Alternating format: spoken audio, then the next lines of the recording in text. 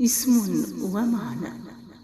معنى اسم شهرزاد وصفات حاملة الاسم.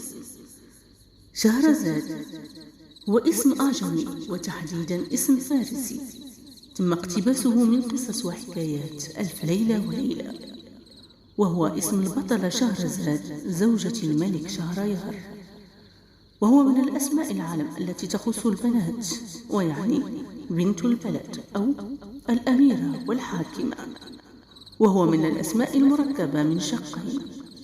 الشق الأول هو شهر ويرمز إلى المدينة، وزاد أي البنت أو الابنة، ليصبح الاسم ابنة المدينة.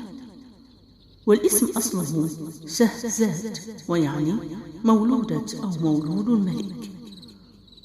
ويعتبر اسم شهرزاد من أسماء البنات الطيبة، والتي لا يوجد فيها إساءة للدين الإسلامي، كما أنه لا يهين صاحبته، فهو يحمل معنى جميل ورائع ويناسب الكثير من الفتيات.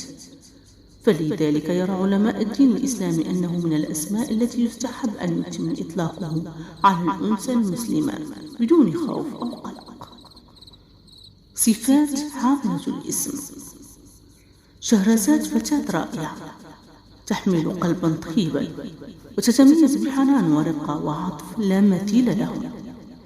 هي الفتاة البارة لوالديها وتصل رحمها، وتتميز بالتواضع والتسامح وحب الخير وتقديم يد العون لجميع من يحتاجها. أنثى شديدة الثقة بنفسها، تعتز برأيها ولا تتنازل عنه مهما كانت الأسباب. هي فتاة عنيدة ولديها إصرار وعزيمة وتحدي لتخطي جميع الصعوبات لتصل إلى ما تهدف إليه.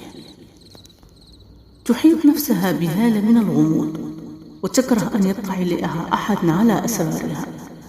لديها عاطفة جياشة، وتحب امتلاك كل من تحبه، وتتعامل معه بحب وإخلاص. هي شخصية قوية تتحمل المسؤولية ويعتمد عليها. شهرزاد شخصية مزاجية، وتتذبذب بين المرح والضيق والعصبية. هي فتاة متفائلة، تعشق الزهور والورود، وألوانها المفضلة هي ألوان الربيع.